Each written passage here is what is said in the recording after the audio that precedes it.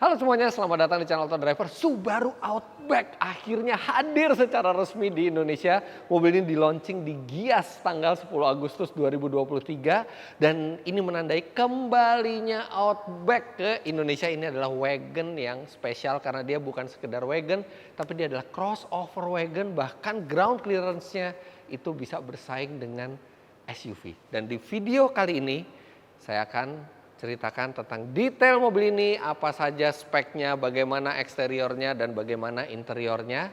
Jadi ikuti video ini sampai habis. Subaru Outback.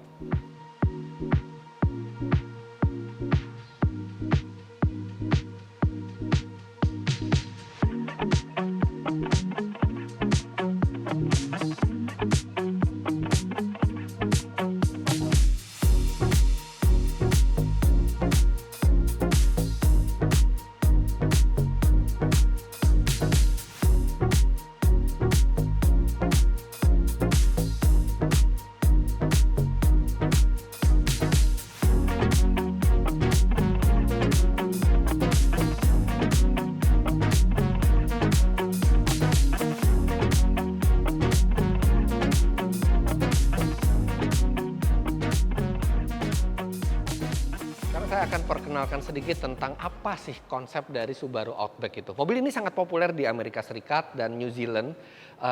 Jadi mobil ini sudah diproduksi 6 generasi. Yang pertama itu di tahun 96. Basisnya adalah sedan. Sedan Subaru yang bernama Legacy. Legacy itu kelasnya mungkin mirip Honda Accord atau Mazda 6 atau Toyota Camry, tapi ini Subaru. Mereka membuat versi wagonnya dan lebih tinggi sehingga seperti wagon crossover yang diberi nama sebagai Outback. Ternyata konsep seperti itu sangat disukai oleh konsumen di Amerika Serikat dan New Zealand. Mereka bisa membawa keluarga, mereka bisa membawa barang, mereka bisa towing karavan, dan mereka tidak perlu takut ke segala medan karena ground clearance-nya tinggi. Makanya mobil ini berlanjut terus sampai 6 generasi. Nah, yang di Indonesia ini adalah generasi ke-6. Sebenarnya generasi ke-6 itu sudah muncul di dunia dari tahun 2020, tapi di 2023 ini Outback mengalami ubahan baik di luar maupun di dalam dan juga fitur-fiturnya. Jadi versi terbaru dari Outback ini yang langsung dimasukkan oleh Plaza Subaru sebagai APM dari Subaru di Indonesia, dan ini melengkapi line up Subaru di sini. Artinya lengkap line up-nya. Ada WRX, ada WRX Wagon, ada Forester, kemudian ada Crosstrek, ada BRZ, dan terakhir ada Outback. Sisanya model Subaru yang tidak dimasukkan ke sini karena mereka hanya setir kiri atau hanya JDM atau Japanese Domestic Market. Nah, sekarang kita lihat detail dari Outback. Untuk harga, mobil ini memang pada saat kami melakukan syuting belum ada harga resminya. Namun pihak Subaru bilang bahwa mobil ini harganya berada di bawah WRX Wagon, yang artinya Anda bisa prediksi mungkin di sekitar 800 juta rupiah. Subaru bilang mereka berusaha untuk menekan harga sebaik mungkin untuk konsumen Indonesia, jadi mungkin aja ada kemungkinan mungkin di 700 juta gede. Saya rasa kalau di harga itu dia sedikit lebih tinggi dibandingkan Mazda 6 Estate yang harganya itu di 695 juta 500. Kemudian dia juga lebih rendah dibandingkan Mazda CX-9 yang itu harganya hampir 900 juta rupiah. Tapi untuk harga persisnya Anda bisa lihat di kolom deskripsi. Itu yang sudah resmi diumumkan oleh Subaru.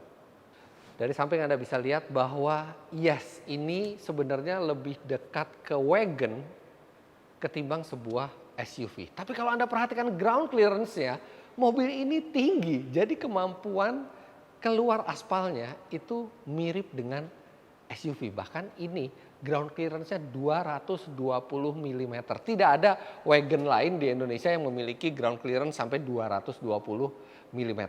Dan karena ini Subaru, dia juga memiliki penggerak all-wheel drive, symmetrical all-wheel drive. Artinya, wagon ini akan siap untuk dibawa kemana saja karena ground clearance-nya mumpuni, kemudian penggeraknya juga mumpuni. Secara dimensi, mobil ini besar. Panjangnya hampir 4,9 meter, wheelbase-nya hampir 2,8 meter, membuat mobil ini lebih besar dibandingkan WRX Wagon yang juga dijual oleh Subaru. Tapi konsepnya berbeda. WRX Wagon dia lebih rendah dan dia lebih sporty. Jadi itu untuk tetap bisa dibilang seperti mobil keluarga karena dia wagon, tapi lebih fokusnya ke sport. Kalau ini benar-benar mobil keluarga untuk berpetualang, bukan sekedar untuk ngebut di aspal, tapi dia bisa kemana-mana. Dan sekarang kita akan lihat apa yang memberi tenaga bagi Outback di Indonesia. Oke.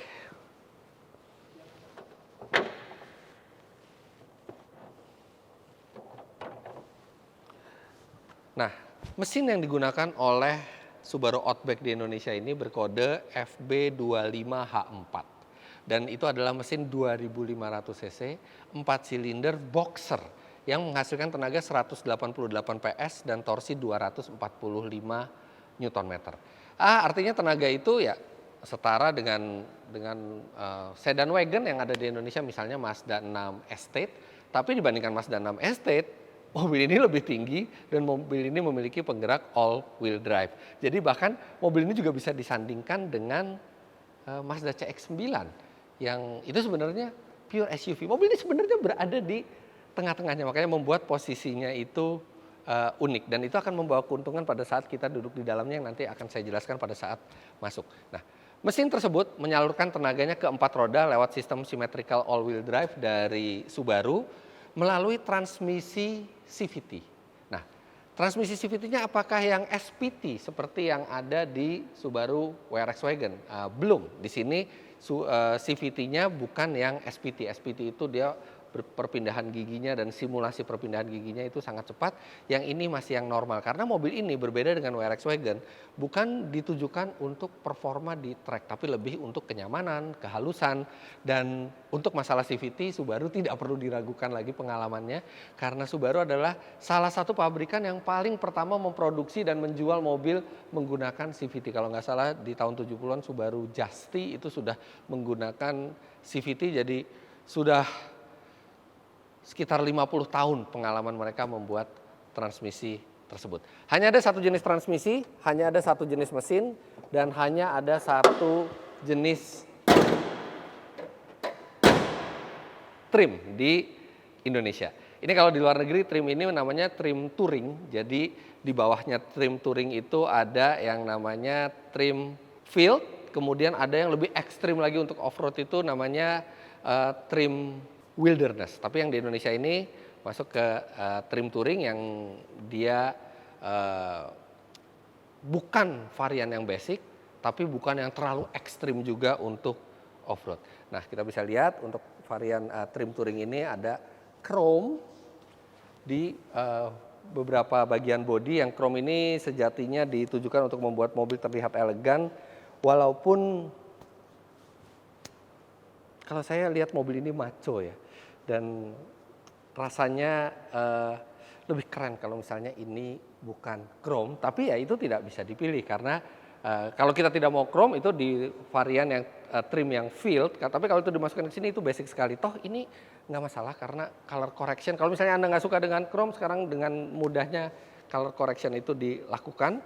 Kemudian ini lihat bumpernya dengan aksen hitam, silver, dan warna bodi. Jadi perpaduan 3 warna ini membuat tuh tampilannya gagah. Dari jauh saja kita sudah tahu bahwa ini bukan sebuah wagon biasa, tapi ini wagon yang tinggi.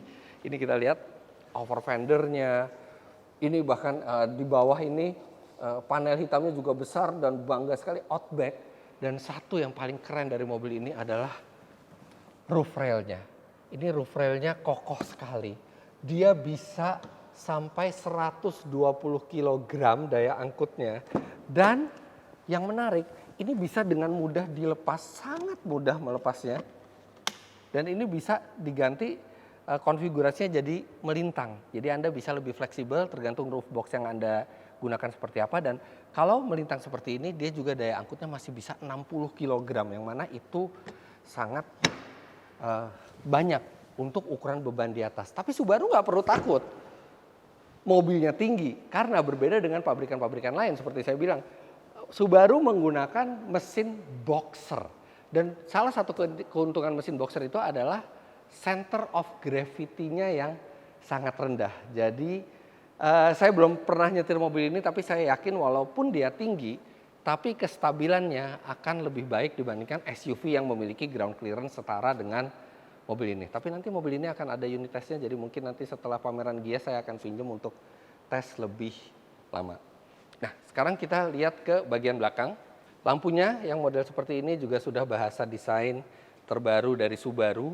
Dan lagi-lagi di belakang ini bumpernya unpainted ya, jadi ini tidak di cat, dia hitam doff yang memberi kesan gagah. Walaupun Anda mesti hati-hati kalau keserempet agak susah untuk memperbaikannya karena yang lain itu tidak dicat. Tapi kesan gagah benar-benar sangat terasa dari wagon ini. Kalau Anda sandingkan dengan wagon lain gitu, bahkan WRX wagon, ini secara signifikan lebih tinggi, dan karena dia lebih tinggi, entah kenapa proporsinya menjadi proporsional, enak gitu dilihat mobil ini. Anda mungkin detail-detailnya seperti lampu depan, grey, lampu belakang mungkin bukan yang terlalu futuristis gitu ya, tapi mobil ini memiliki proporsi yang pas dan dia pipih bodinya, tapi dia tinggi. Dan sekilas melihat saja Anda sudah tahu bahwa mobil ini pasti akan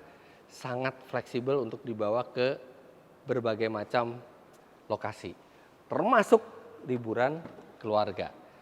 Makanya salah satu keuntungan dari body wagon seperti ini adalah bagasinya yang sangat besar, 561 liter. Dan kalau Anda masih kurang, Anda bisa melipat bangku belakang dengan sangat mudah. Dia ada pernya dan Anda tinggal tarik tuas di sini. Ini nyangkut karena jok kirinya tadi lupa dimajuin oleh saya, tapi begitu dia melipat rata, itu kapasitasnya bisa lebih dari 1.800 liter. Bahkan ini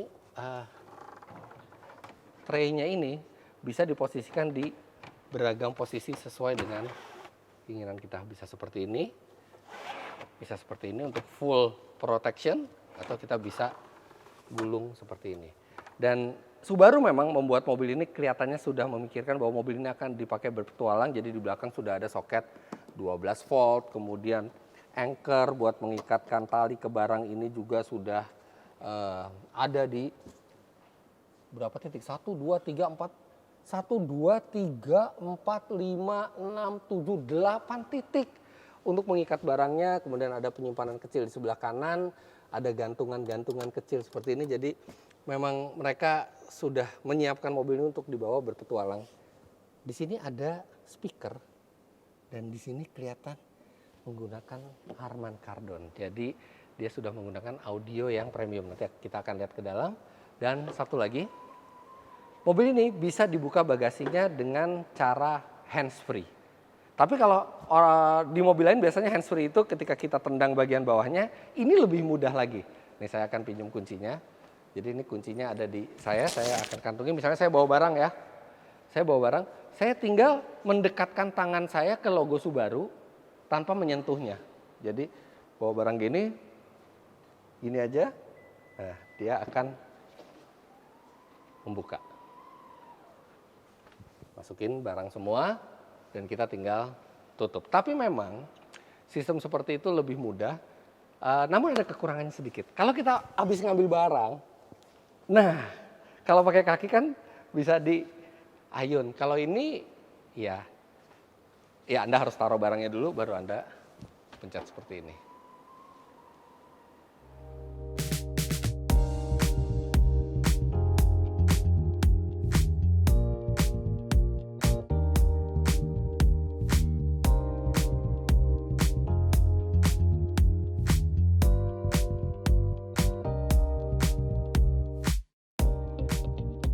Jok belakang seperti Anda lihat di kanan dan kiri sudah standar ISOFIX. Jadi kalau Anda punya anak kecil, Anda tinggal bawa child seat, standar ISOFIX, tinggal kaitkan di hook yang ada di kursi ini. Tapi yang menarik dari kursi ini adalah ketika kita lipat, dia kan rata dengan belakang. Dan ketika kita balikin, seat belt itu tidak terjepit sama sekali. Ini adalah satu desain yang banyak terlupakan oleh merek-merek lain. Kadang-kadang kita habis ngelipet, kita balikin itu seatbelt dalam kondisi terjepit, tapi tidak, ini seatbelt punya panel terpisah. Nah, sekarang kita coba masuk ke dalamnya. Oh, ini joknya empuk loh. Dan ini kulitnya Nappa leather seperti yang ada di mobil-mobil premium. Nah, ini kita tinggikan dulu.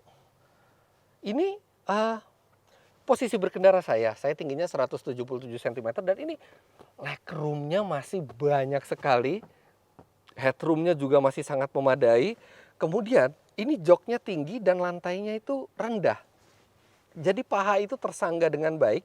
Bahkan di bawah kursi depan itu masih ada space untuk saya menjulurkan kaki. Jadi ini nyaman dan masih bisa lebih nyaman lagi karena dia ada pengaturan recliningnya.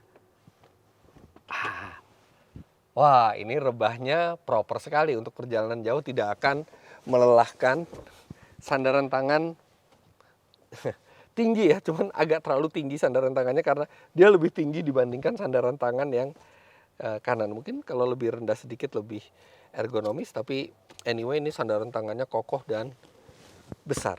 Di belakang ada ventilasi AC 2 dan ada 2 buah USB. Nah, karena Anda lihat di sini soft panel, materialnya ada piano black. Ini materialnya terasa mewah, bahkan Subaru bilang bahwa Outback ini yang memiliki soft material terbanyak di kabinnya dibandingkan model Subaru yang lain. Panoramic roof tidak ada, tapi ada sunroof di depan. Oke, sekarang kita lihat bagian depannya. Wah, ini paling keren sih interiornya dibandingkan Subaru-Subaru yang lain. Oke, dia memang ada instrumen yang belum digital, jadi dia masih analog. Dan dia ada layar multimedia yang sangat besar, ini kalau nggak salah 11 inci lebih. Dan itu mirip dengan Subaru-Subaru modern lainnya. Tapi lekukan dari dashboard, materialnya ini terasa lebih premium. Bahkan terasa lebih premium dibandingkan WRX Wagon. Iya, untuk interiornya ini keren sekali. Dan posisi berkendara, dia bisa setirnya itu diatur tilt serta teleskopik, dan ini teleskopiknya pengaturannya jauh ya. Jadi Anda bisa mendapatkan posisi berkendara yang ergonomis berapapun tinggi badan Anda. Nah, sekarang kita starter dulu. Nah, ini Subaru Starling sudah jadi standar. Dia juga sudah bisa Apple CarPlay, Android Auto, dan beragam penyetelan mobil itu bisa dilakukan di sini, termasuk pemilihan mode berkendara. Jadi mode berkendara di sini disebut sebagai X mode. Ada mode normal, ada mode snow atau dirt. Snow-nya mungkin nggak kepake di sini, tapi dirt itu lebih ke arah gravel. Dan kalau masuk ke lumpur itu ada deep snow atau mud. Jadi itu untuk mode yang lebih ekstrim lagi. Dan mode berkendara di Subaru itu bukan gimmick, karena mobil ini punya all wheel drive. Jadi benar-benar mode berkendara ini bisa mengatur pembagian tenaga dan karakter dari delivery tenaga ke sistem symmetrical all wheel drive-nya. Rem parkir sudah elektrik, tapi auto hold-nya itu diaktifkan dari layar multimedianya. Sebenarnya agak kurang praktis karena biasanya lebih enak kalau misalnya tombol auto hold-nya itu di bawah belakang rem parkir, tapi mungkin ini adalah usaha Subaru untuk membuat kabinnya lebih minimalis, tidak terlalu banyak tombol. Tapi yang saya suka, tombol-tombol penting seperti tune, volume, memanaskan AC, mendinginkan AC, ini masih tombol-tombol fisik sama seperti di Subaru lainnya yang membuat pengoperasiannya menjadi lebih mudah. Kemudian ada inclinometer, jadi dia bisa melihat kemiringan mobil. Di sini artinya siap sekali mobil ini untuk dibawa ke ke beragam medan yang miring. Nah, ini ada auto vehicle hold yang saya bilang tadi harus diatur dari sini. Cruise control, acceleration, ada modenya juga Eco, Comfort, Standard, Dynamic. Jadi cruise controlnya saja tingkat akselerasinya bisa disetel. Jadi kita bisa cruise controlnya itu agresif atau cruise controlnya itu lebih ke arah comfort atau eco untuk menghemat bahan bakar. Dan berbicara cruise control, mobil ini sudah dilengkapi dengan SI sight yang lengkap. Jadi semua panduan berkendara lewat mata di sini dan lewat ada fitur radarnya di grill itu sudah lengkap di sini, termasuk adaptive cruise control, lane keeping assist, rear cross traffic alert. Mobil ini juga bisa ngerem sendiri ketika mau menabrak orang lain. Bahkan pada saat mundur juga mobil ini bisa mengerem sendiri, blind spot monitoring, lane departure warning. Lengkap semua SI sight ada di Subaru Outback ini. Nah, untuk mencari mode berkendara juga tidak perlu sulit karena mode berkendara akan selalu ada di layar besarnya ini. Jadi 20% di atas dan 20% di bawah ini tidak bisa berubah gambarnya. Jadi pengaturan AC, suhu AC, mode berkendara itu semua akan selalu ada di halaman berapapun Anda berada di sini. Jadi memang yang 20% di atas itu untuk mode berkendara dan untuk beberapa parameter mobil lainnya itu selalu ada. Sedangkan menu-menu lainnya itu hanya mengubah sekitar 60-70% layar di tengahnya.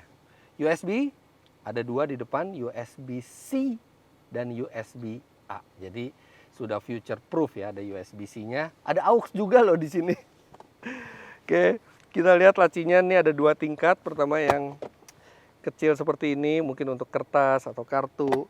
Sedangkan yang satu lagi ini yang cukup dalam, tidak terlalu besar, tapi minimal cukup dalam. Dan kalau Anda masih punya koleksi CD di rumah, bisa di setel di sini, masih ada CD playernya.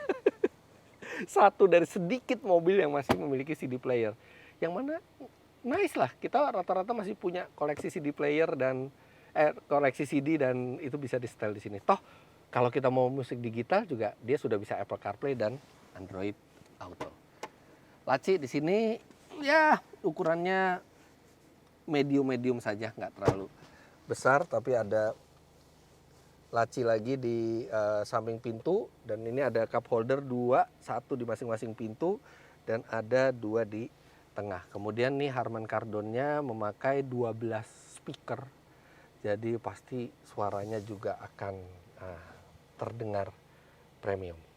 Oh iya, ada satu lagi fitur yang bisa menjaga keselamatan kita, yaitu adalah fitur driver monitoring system. Dan ini sama seperti di Subaru lainnya, dan saya sudah mencoba sendiri sistem tersebut di Subaru WRX sedan saya, dan itu benar-benar tidak bisa dibohongin. Itu saya curi-curi ngeliat gadget, itu langsung dikasih peringatan. Nah, itu akan sangat berguna kalau Anda perjalanan yang jauh, ketika Anda mulai mengantuk, dia juga melihat kedipan mata Anda, perhatian Anda, dan itu kalau misalnya Anda dianggap berbahaya atau dianggap terdistraksi, itu dia akan mengeluarkan peringatan, dan itu ya membuat kita jadi lebih disiplin. Nah, driver monitoring system itu bukan hanya memperingatkan kita, tapi juga dia menyediakan mobil sesuai dengan setelan kita. Jadi misalnya sekarang dia mengenali saya Fitra Eri nyetir, dia akan hafalkan tuh semua settingan saya, posisi duduk, setelan eyesight-nya semua. Kemudian saya pindah driver, ada driver lain ke sini, dikacaukan semua settingannya, dan ketika saya balik, dia akan mendeteksi, oh Fitra Eri kembali lagi ke mobil ini, dia akan mengembalikan settingan mobil seperti terakhir saya naik mobil ini. Dan itu semua dilakukan secara otomatis, Anda tinggal masuk dan sistem DMS itu akan langsung mengenali siapa yang berada di balik kemudi.